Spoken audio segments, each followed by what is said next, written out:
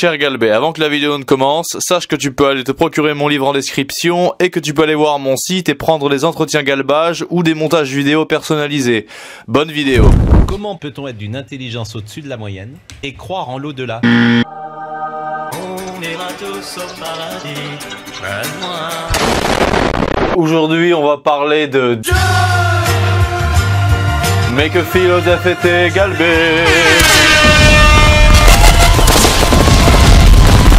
Cette vidéo va accélérer la venue de l'Antéchrist. On aurait pu l'appeler 50 nuances de blasphème. Je suis le chapitre de l'Apocalypse que Saint Jean n'a pas écrit. D'ailleurs, mes Galbé, regardez mon troisième prénom sur ma ID. Beaucoup vont vouloir me reprocher ma mécréance et mon impiété au carré, car je suis rationnel et carré. Bien que dans mes méditations dénoumènes, j'ai pu 2-3 fois dire Amen. Je suis la bête, et pourtant si beau. Quand je jouis, je coasse comme un crapaud. From frog to prince. C'est du rock. Je suis tellement canon que je serais canonisé.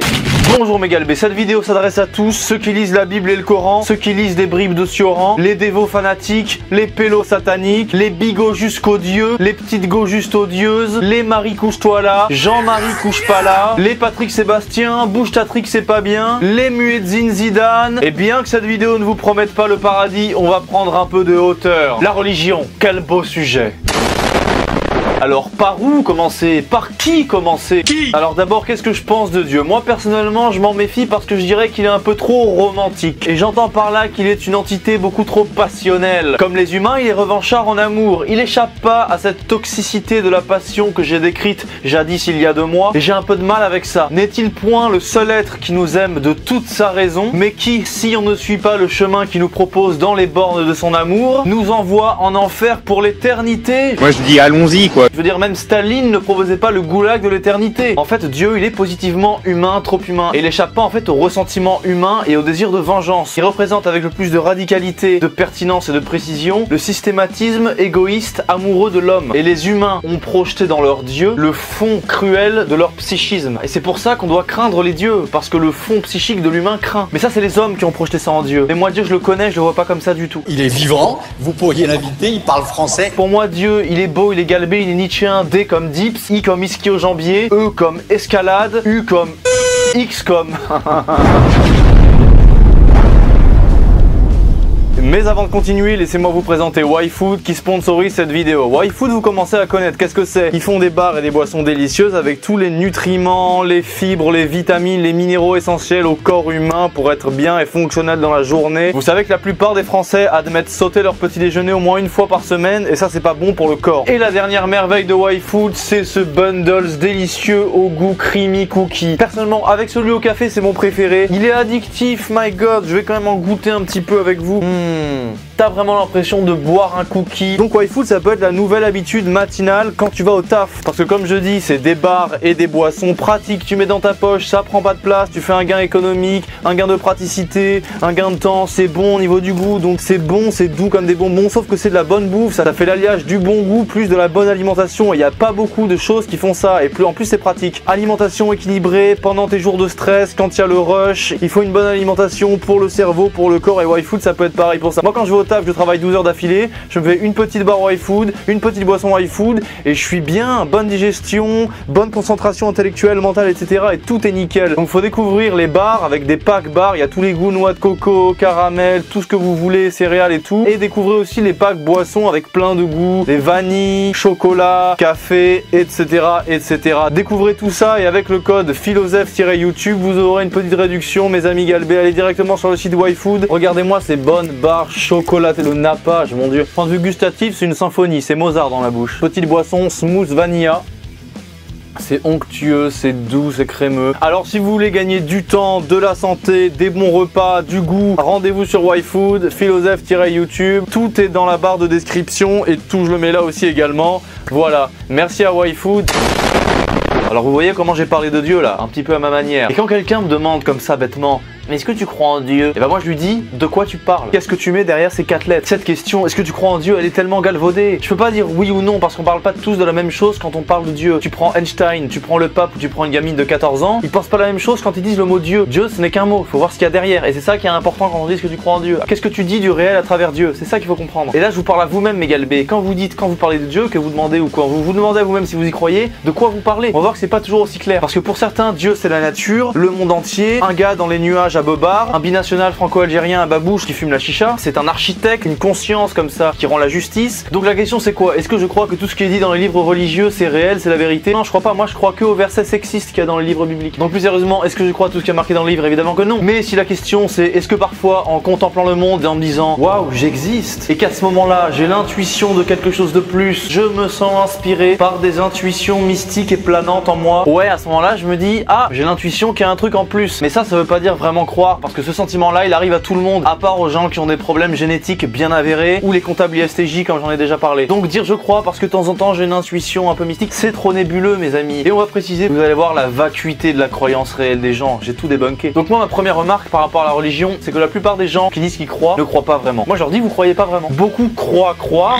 encore une fois crapaud, hein. Beaucoup priment et coassent, pas étonnant pour des grenouilles de bénitier, je ferme la parenthèse. Croire strictement à ce que dit la religion, ce n'est pas possible pour un cerveau humain. Moi j'ai essayé à 15 ans de croire. De croire à quoi? Au système métaphysique religieux, aux arrière-mondes, croire au paradis, à l'enfer. J'ai essayé 2 semaines, ça a foiré. Je suis allé voir ma mère, je lui ai dit maman je vais devenir fou, c'est pas possible de croire à ça. Les gens qui prétendent croire n'ont pas la largesse, la profondeur et la sensibilité d'esprit pour comprendre dans quoi ils s'embarquent. Ils peuvent même pas pressentir les signes avant-coureurs du vertige que pourrait représenter l'éternité et l'éternité d'une conscience figée dans la douleur, parce que c'est ça l'enfer. Imaginez une religion qui vous dise faut manger 3 cornichons tous les mercredis parce que sinon vous êtes mauvais, vous allez en enfer. Parce qu'il y a ce genre de truc dans la religion, on est d'accord, ok? Alors il y a des mecs qui s'imaginent croire à ce genre de prescription. C'est faux. Voilà, je vous le dis cash, pas de tabou. S'il vous plaît, respectez Dieu et arrêtez de croire qu'il en a quelque chose à faire que vous mangiez ou pas vos cornichons le mercredi après-midi. Il s'en fout et c'est lui faire injure que de croire qu'il pourrait s'y intéresser. C'est comme déranger un PDG d'une multinationale pour lui dire que le kidam salarié pendant son heure de pause il fait des morpions sur une feuille qui est censée être dans la photocopieuse. Le PDG s'en fout, le N+1, le N+2 du kidam ils s'en foutent, tout le monde s'en fout, d'accord? Faut arrêter de chercher l'attention du ciel avec nos futilités plates et prosaïques comme ça sert à rien. Dans cette croyance, le péché c'est pas de manger ou pas des cornichons le mercredi après-midi, c'est l'orgueil de croire que Dieu en ait quelque chose à faire. Les conséquences funestes d'un tel oubli, manger des cornichons, seraient beaucoup trop lourds et il a même pas la conscience pour se rendre compte le décalage entre le comique de la prescription et la lourdeur des conséquences qui pourraient en découler. Et je vais prendre des exemples concrets de 3 religions par exemple en vous disant t'inquiète pas Dieu il s'en fiche. Par exemple monsieur David Lévy Benoubès, si tu crois qu'à partir du vendredi soir t'as pas le droit de passer un coup de fil à un pote, d'allumer internet ou d'ouvrir une porte magnétique, t'inquiète pas Dieu il s'en fout. Monsieur Youssouf le muezzin baryton, la terreur des rossignols, si tu penses que Dieu il va t'envoyer en enfer et ta femme en enfer parce qu'elle porte pas le ninjika machin, t'inquiète pas, c'est pas parce que t'es habillé comme ça ou comme ça que Dieu va vous envoyer en enfer éternellement. Et par exemple pour Jean-Michel Célestin le prêtre, si tu crois que Jésus est Dieu, sois content que t'aies fait vœu de chasteté et que sans ça tu pourras aller en enfer ou je sais pas quoi, Dieu et Jésus n'en ont rien à faire, tu t'empêches des trucs à toi, ça n'aurait aucune conséquence dans l'au-delà, crois-moi mon pote. Voilà, ces 3 trucs c'est des exemples.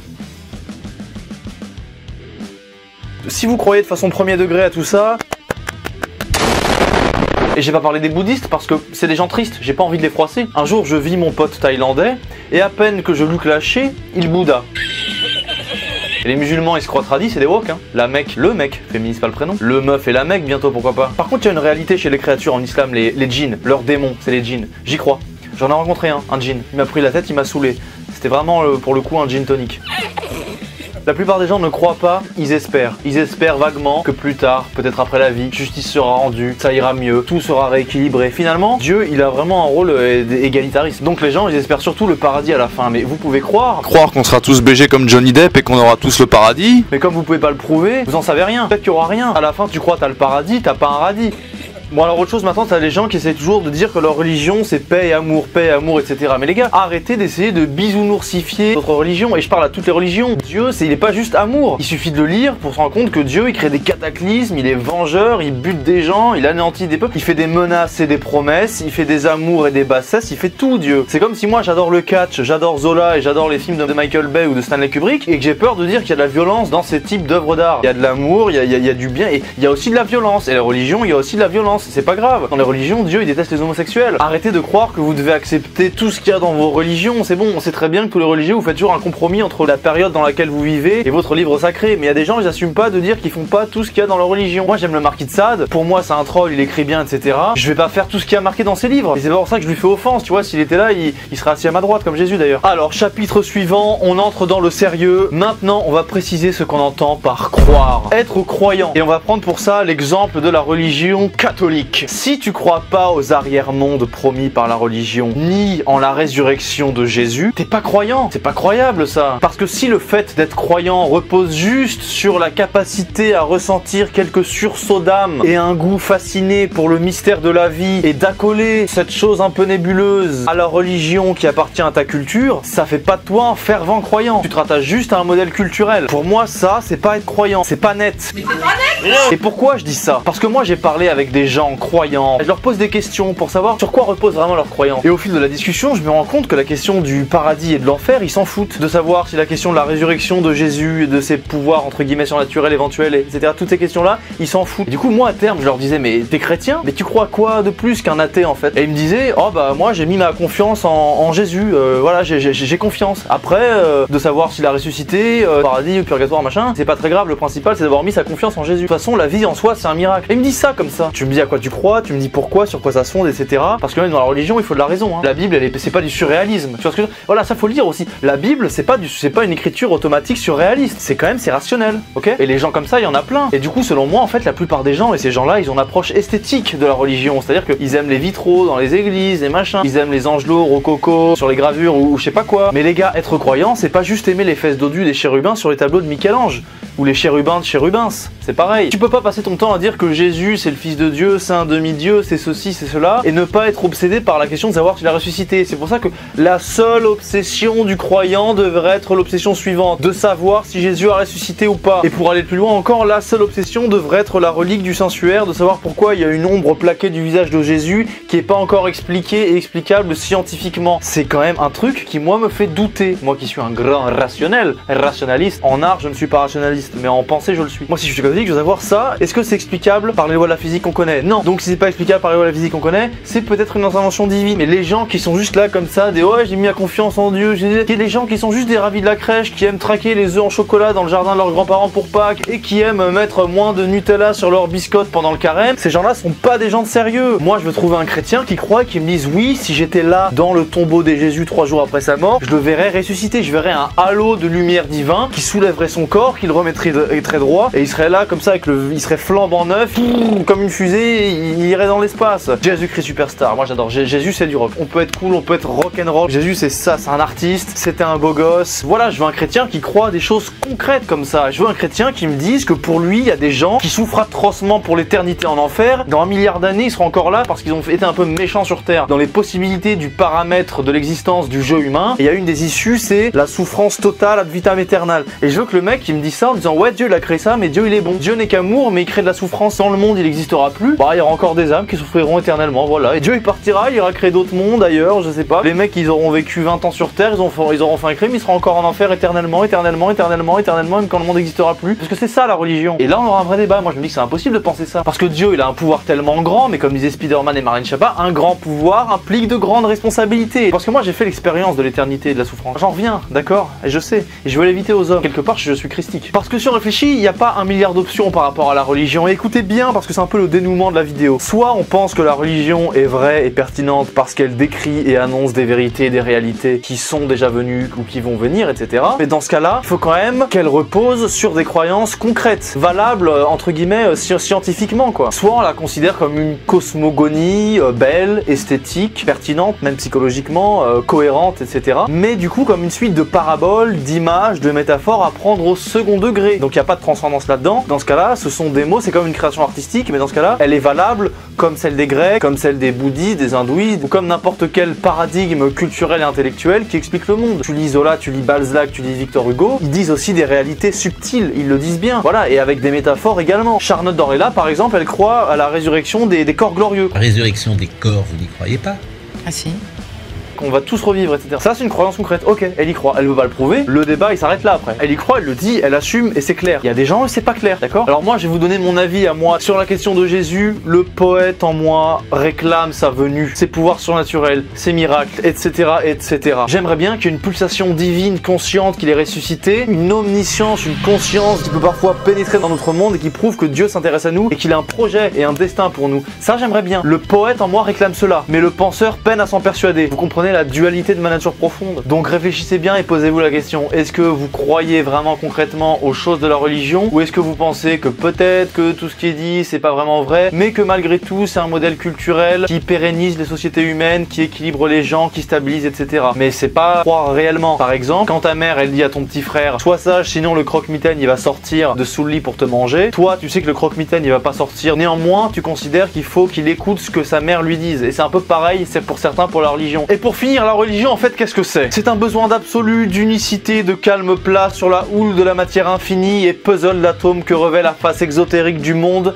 que nos sens arpentent pour la survie. La religion nous attire, cette volonté de tout synthétiser dans une seule chose, dans un seul mot, Dieu. Et vous savez que moi j'ai créé la Galbe, capitale du continent philosophique. Et la Galbe c'est quoi finalement? C'est un cosmos stratifié, synthétique, qui englobe finalement l'entièreté du monde. Il y a le stade 1 avec les contrepétries, les jeux de mots, les explosions, les mèmes, les proutes, tout ce que vous voulez. Il y a le stade 2, c'est-à-dire que là on commence à prendre un peu de hauteur, à raisonner, à articuler, à faire des médiations dans la pensée, etc. Et le stade 3 qui sont les pensées fixes à graver dans le marbre, les véritables vérités véridiques, les pensées métaphysiques profondes, tout ce qui a à voir avec le néant, l'infini, toutes ces choses-là. Le stade enfantin de la Galbe, le stade adulte et la sagesse. La Galbe est une religion, mes amis, et tel un démiurge anxieux, j'ai tantôt fait de créer Le philosophe. mon cosmos, ma religion, mon absolu. Parce que la matière, la vie, ne me satisfait pas. Moi, je suis quelqu'un de complexe, je suis en réalité profondément religieux. Mon œuvre parle à ma place. Et vous savez, ma théorie, c'est quoi? C'est que ce besoin d'absolu auquel répond la religion et qui correspond à cette anxiété de l'infinité de la matière, du morcellement infini de la matière, qu'on essaye d'abréger dans une synthèse globale qui s'appelle Dieu ou l'absolu. Aujourd'hui, en plus de ce morcellement physique que nos ancêtres ont connu, il y a le morcellement numérique.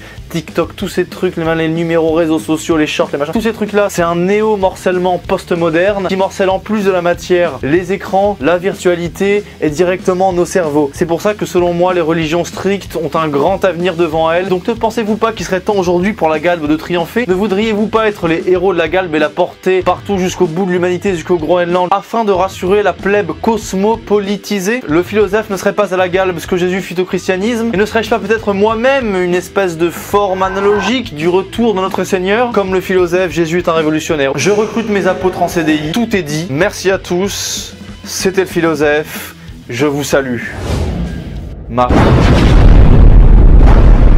Merci à tous mes galbés pour le visionnage de cette vidéo. Bientôt vidéo sur la masculinité. Merci à tous. Allez acheter mon livre. Rendez-vous sur YFood pour goûter leurs bons produits. Allez sur mon site. Mon roman en description. Galbez-vous bien mes amis, je vous dis à la prochaine.